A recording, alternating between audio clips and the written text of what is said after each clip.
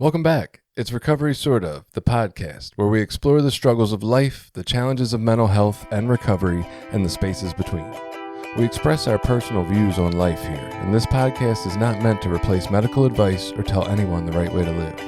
This podcast is best used as a place of curiosity and questioning to accompany you on your journey. Be aware there is strong language. Here we go.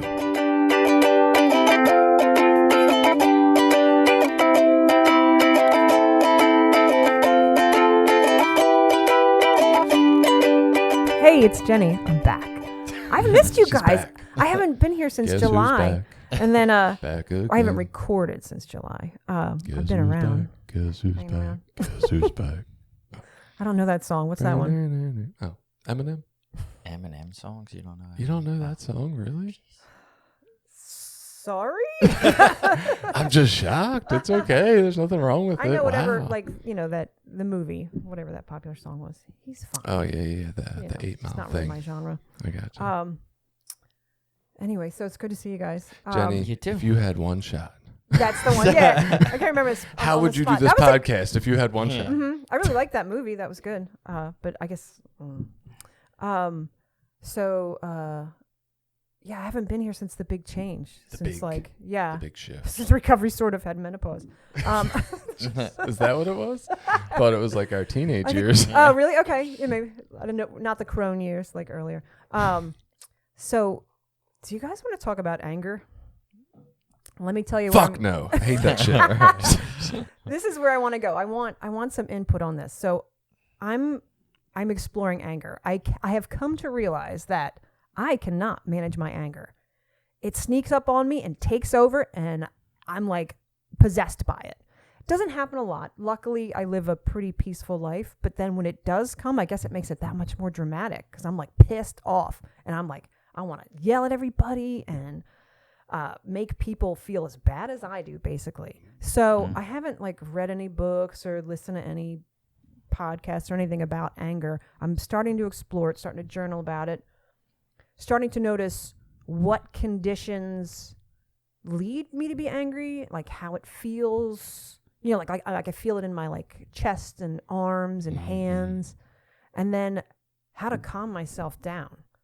Because I know they talk about it, like, so I have the intellectual checklist of how to calm down from anger, but actually doing it, like, is weird. Yeah. Take 3 So, breaths. When you get angry, does it seem to linger for a long amount of time, or do you get like angry and then it passes? It pretty lingers. quickly? Yeah, it lingers, and then I'll end up like, all right, I don't yell at my kids a lot because I did work on that early recovery. My kids were little. But then when I do get mad, I want to fucking like torture them. Like, like I want to like really let them have it. And I know that's my parents like speaking through me. And I don't want to be that. And I'm ready to like next level work on anger because it does linger. Like I want them to feel as bad as I do about whatever pissed me off. I don't want to be that. I don't want to be that person, that mom or person. So I'm super good at intellectualizing away my feelings. Are you? So I don't stay angry for too long usually. That's fascinating. So that's a benefit to that. Huh. But I used to like get angry and like react, like physically react, like break stuff and throw shit and yell and cuss and be really bad.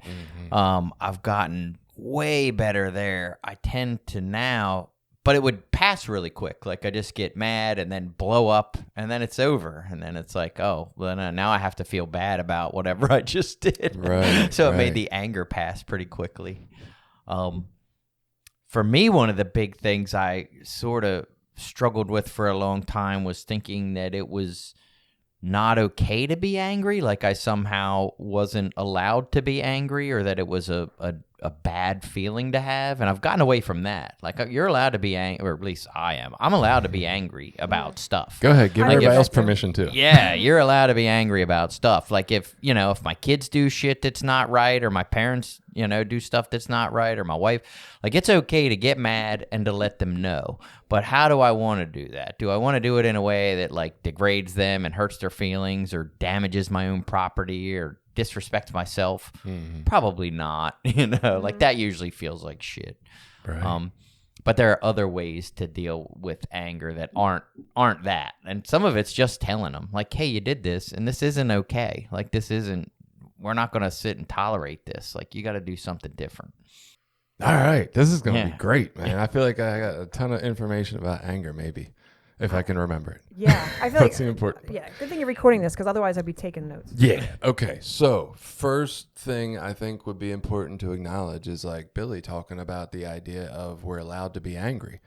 What's the fucking purpose of anger, right? Why do we feel it at all? Well, in my understanding, anger is saying you have done something that in a way I feel wronged and harmed by. And this is coming up to tell you that, to set my boundary to stop it, right? So if that was somebody punching me, the anger's point is to come up and defend myself and stop them. Hey, that's not okay. You don't touch me that way. I don't like it.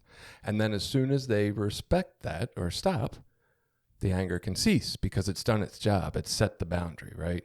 If Jenny was to walk over and push me right now, I would stand up probably out of my chair and say, what would you do that for? I mean, maybe not, because I would probably be like, why the hell is Jenny pushing me? That's so weird. But I'm just saying, like, the point of the anger is to set the boundary to keep us protected. That is the original purpose of it. So, like, yeah, of course we're allowed to feel that. You know, we need it. It's kind of like when you touch a hot stove and you get pain. It's telling you, get the hell off of there before you do a ton of damage to your hand, right? These are all messages, these feelings. And the message of anger is, hey, stop that. Hey, don't do that, you know? Mm-hmm. So, yeah, that's a base piece.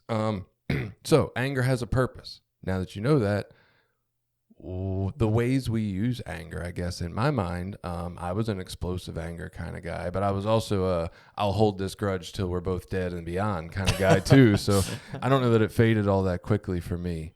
Yeah, when you're talking about the explosiveness of that anger, right? I'm picturing, like, I hate using military terms, but we have that nuclear reaction and that nuclear blast that eliminates any threat of, you know, something harming us, but then we're left with the fallout of the nuclear blast. And, you know, what's left in the aftermath is I just crushed my kids or my wife's or somebody else's feelings or spirit in that moment with all that anger.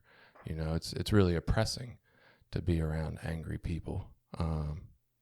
Yeah, and one of the things I tend to look at now is like, is the level of my anger relevant to the situation? You know what I mean? Totally. Like if my kid leaves a glass on the table and I freak out and want to throw the glass across the room, it's probably not. There's probably something a little more going on there that sometimes I can take a look at. Like, what is that? You know, what's really going on there? Is it really this glass on the table that's a big deal, or is it I feel disrespected that I come home from work every day and the house is a wreck and you guys been here all day doing nothing, you know? Like, fuck, Billy, stop calling me out, man. Right. That and then cool. Being able to, like, and I guess that's the part of intellectualizing shit that helps, you know what I mean? Like, why am I freaking out this? Like, there's something a little deeper behind it than just, because there is a thing where it's like, I'm not just justified to blow up and yell at people about stuff, even though it's okay to be angry, but what am I really angry about, and how do I address and fix that, not just get rid of these bad feelings? Yeah, you brought up the word respect, and through my journaling, I discovered that was part of my anger. I feel disrespected by my children. That's the second episode today. Yeah, and I mean, I have to stop and wonder, like, well, who am I? I'm like, am I their mother, their boss? Queen Jenny. Right. Yeah, well, I'd like that, but like lately what's gotten me angry is I drive Millie to school and I have plenty of alarms. Like I have Alexa alarms and, you know, iPhone alarms to like remind her shoes, fill your water bottle. Like she's 9.5, fourth grade. I'm, you know, easing her up to like being self-sufficient, getting ready for school. And then I drive you. And like I put in the boundary. I'm like, if we're late to school and I have to walk in and sign you in, there's no iPhone in the morning. And, she just really drags it on and it feels disrespectful. Like I'm like pushing her along. Like I filled your water bottle for you. Like real passive aggressive, like, let's go, come on, you know? And I'm like, I build up anger and then I'll end up lecturing her the whole 9-minute drive to school.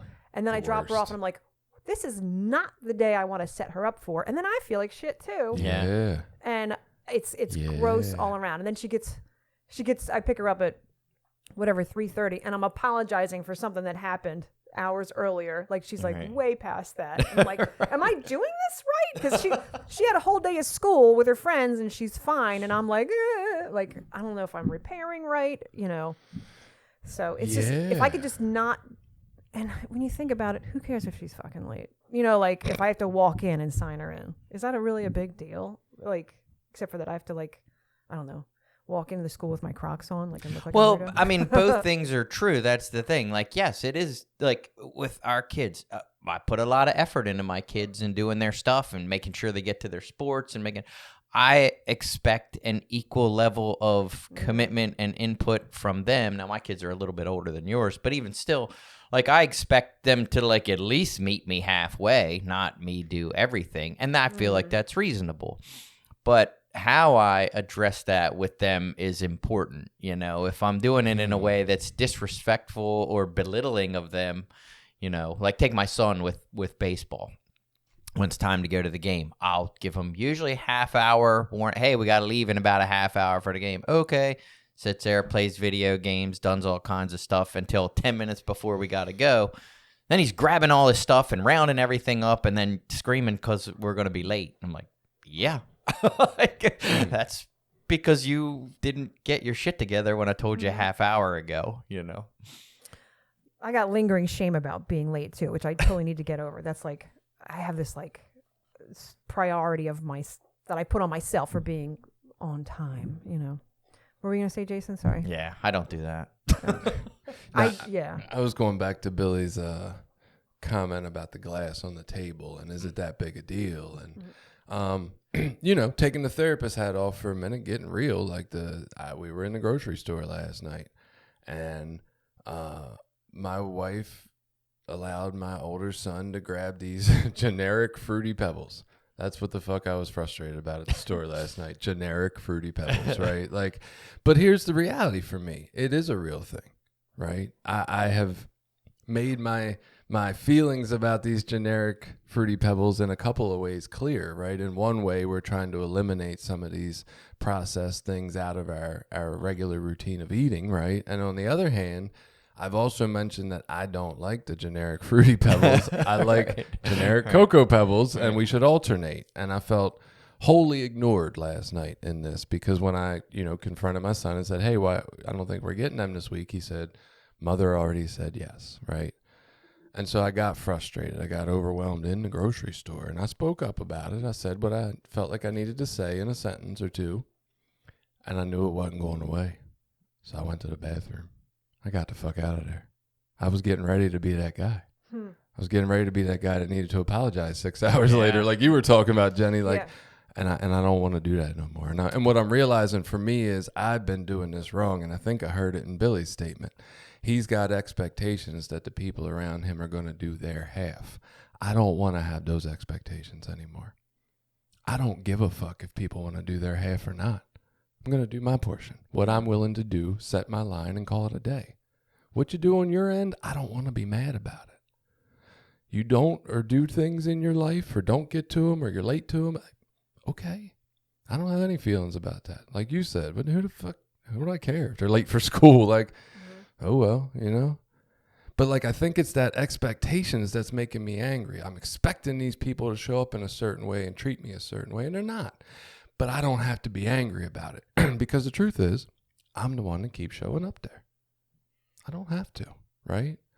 Yeah, but I don't know that anger is a choice so much as a reaction to situations. The initial piece. Yeah. But I don't think, like I've always used that place, and I think we're all saying the same thing, to justify whatever came out afterwards. And like for me, I'm realizing that I can sit in there and be frustrated with those people for doing the same thing, treating me in a way that doesn't feel good for the 20th time. Or I can say, you know what? I love me. I don't want a 21st time of this. I'm over it. Right. And I get it. That's big, right? I'm saying a whole big thing there. And I'm not saying that that's the right answer for me or anybody else. I'm just saying like, that's the place I'm at that feels like I don't need to hold on to anger. Right now, I'm just evaluating, man. Maybe we live in such a different way that like, this ain't good for us to keep trying to do it next to each other, you know? Yeah, and I guess I've got there in a slightly different way of just being like, yes, it's okay for me to be angry, but it's never okay for me to like be disrespectful or belittling or put down or hurt.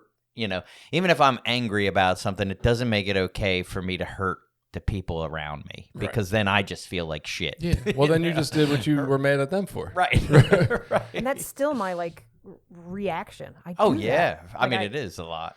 And that's where I end up like hurting me more, because then I sit in the guilt of that, like, oh, you did it again, you idiot. Yeah, because it's not something you have control over, and that's what you keep blaming yourself for on the back end, which is just creating the cycle again, because you blame yourself and shame yourself on the back end for doing it again, but then in trying to cover up that shame and not feel it, you then put the shame back onto your kid.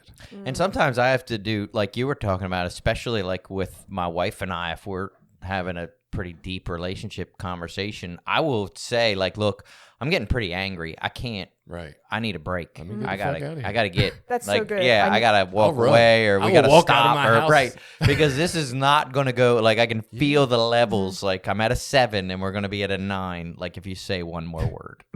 It's hilarious to me. Me and Billy feel like over the years we are growing and growing and ending up at the same spot in such vastly different ways of getting there. Right? He's like intellectualizing and like, I don't want to be angry with you and take this somewhere bad. And I'm like, anger hurts me, and I love myself enough that I just don't want it anymore. And it's funny, me and so like I guess probably am more closer emotionally to his wife, and he's more emotionally closer to Jen, to my wife. So it's like we have the opposite perspective on most of that. Well, he says, I don't want to be angry anymore because I'm hurting other people, and that's not nice. And I say, I don't want to be angry anymore because it hurts me, and that's not nice to me. But it's like we end up at that same place. It's okay, cool. You know, and anger hurts me too, but when I'm in it, I want it.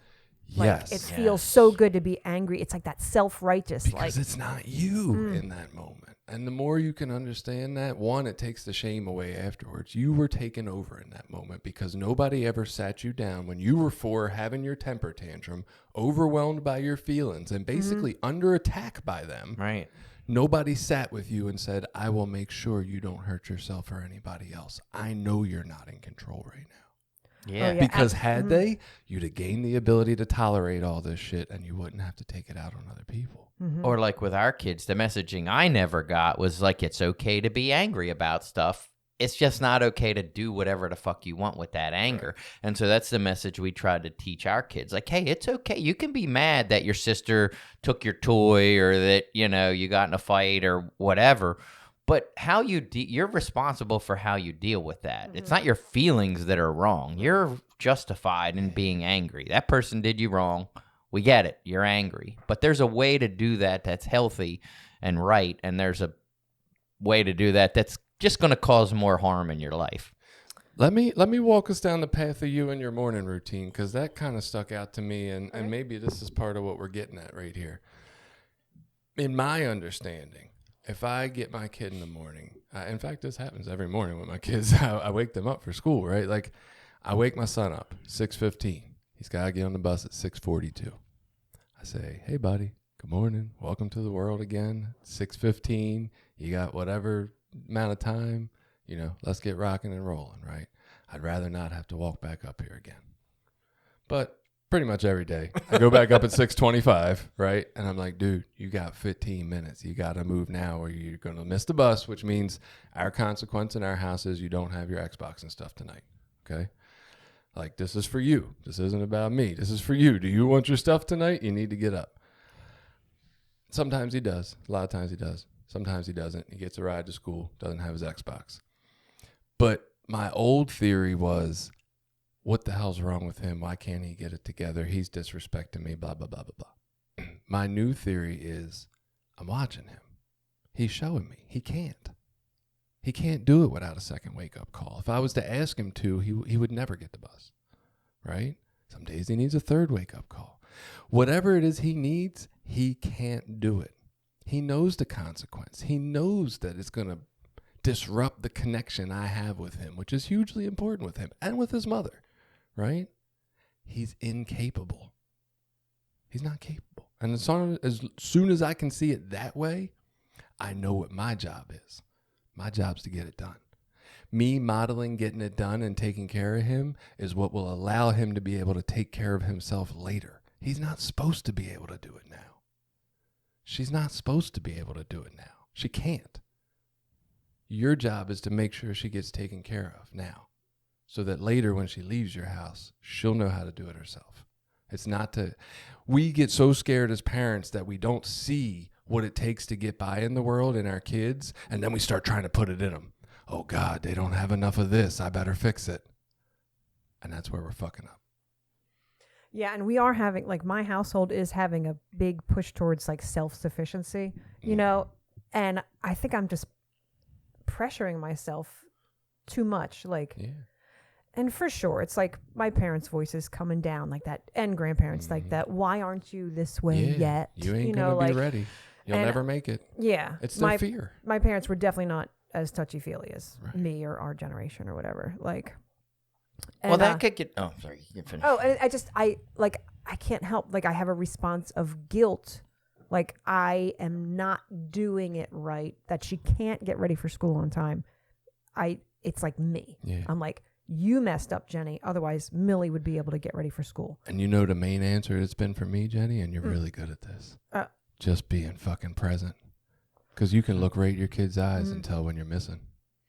Mm-hmm. It's written all over their fucking face. And as soon as you see it, just stop. Nope, this is where I'm missing.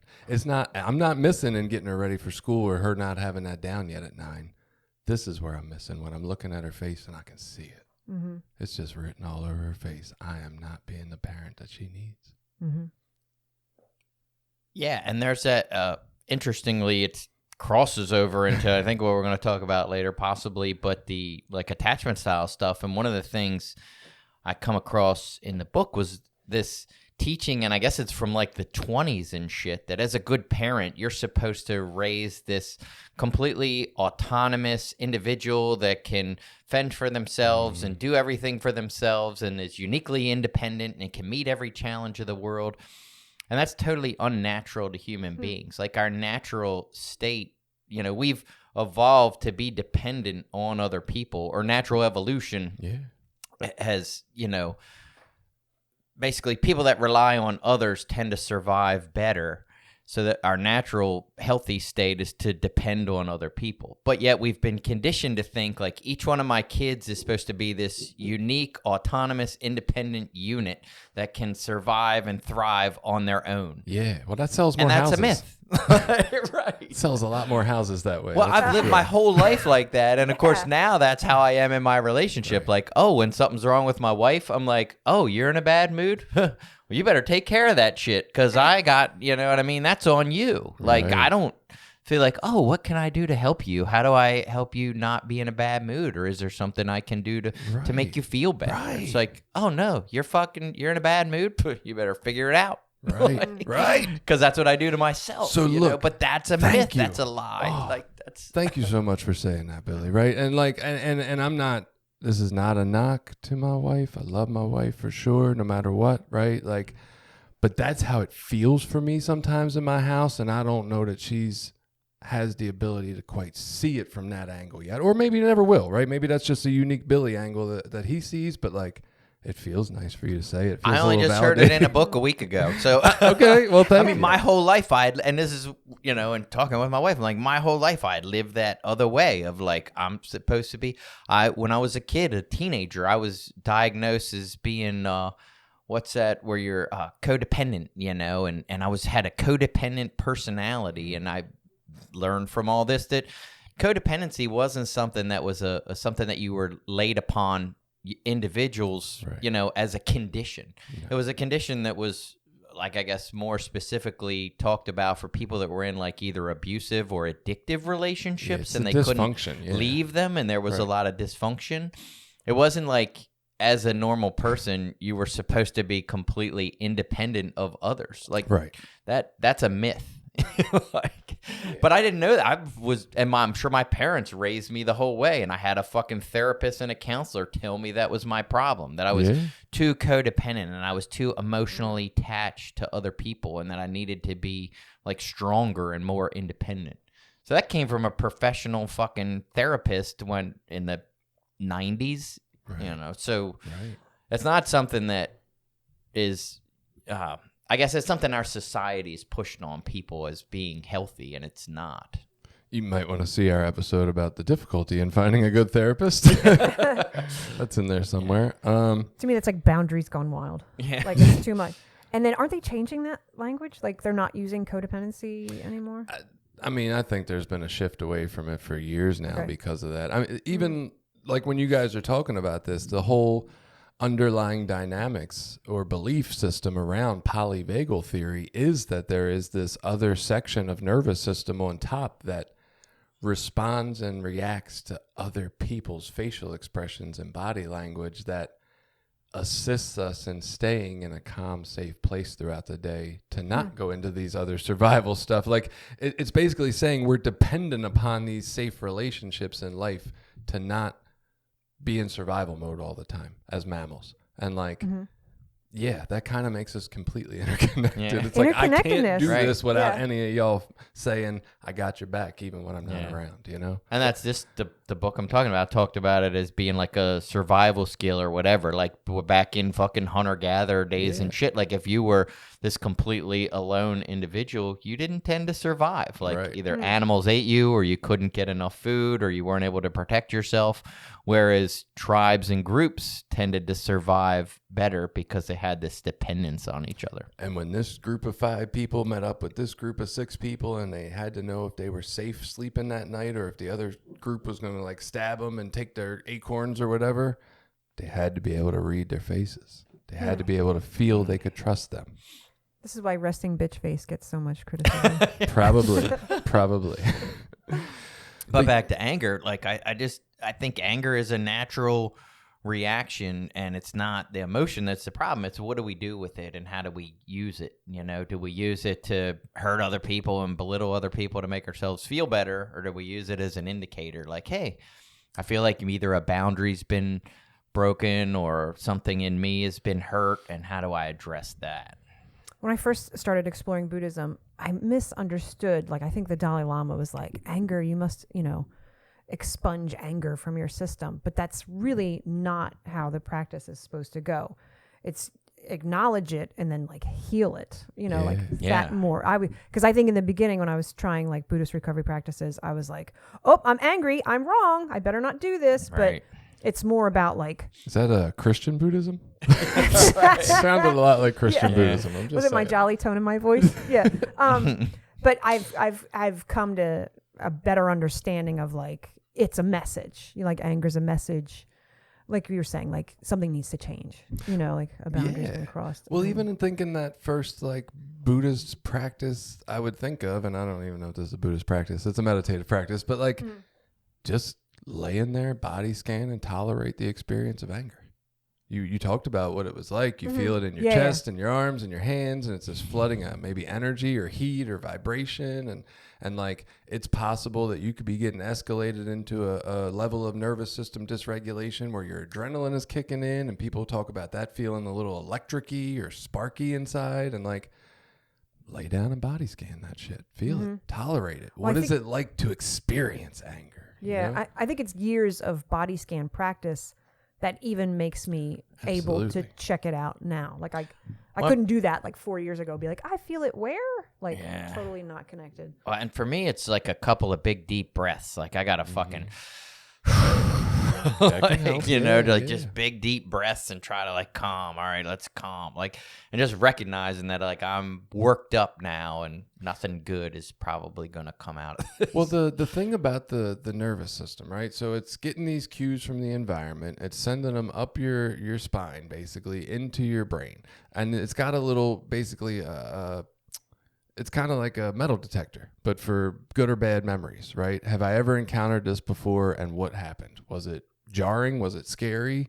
Was it painful? Because those things are going to trigger it right away. As soon as that happens, it starts the process of releasing all kind of chemicals into your body, shutting off the ability to communicate to your logical brain. Some people have the ability to communicate, and they can say, I don't want to be doing this. This is wrong in their head, but can't stop because they are overwhelmed at that level of dysregulation. There's too many chemical reactions going on, right? The thing is, once our body gets to a level of being beyond its ability to tolerate an experience, that experience is now cueing more danger in itself because it's cycling through and continuing to cue the nervous system of this is too much. And there's no coherent thought about too much for what or what happens at the end of that. Like there's just kind of this hazy, looming doom or gloom, I'll die. If I were to just lay here with all this overwhelming anger, I would blow up or something. I'd spontaneously combust. Like there's no clear thought out ending to that of what we're actually scared of. And I think part of it for me was reminding myself that I'm not going to die. I can lay here for 20 minutes with this feeling and I will not blow up. What will happen? I don't fucking know. And that made me curious enough to say, you know what? I'm going to keep doing it until I figure it out. I want to know what happens. Yeah. Why can't I sit here and not react? That annoys me. I like control over myself. It was like, it made me frustrated enough to want to, I'm a fucking lay here. If it's available to me, I want to try that. You know, like, all right, Millie, let's be late to school and get me pissed off so I can try this. I mean, it's going to happen. You're going to get mad. No, yeah.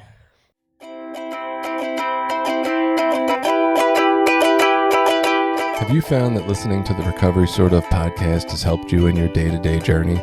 Please share the message of compassion and well-being with the loved ones in your life.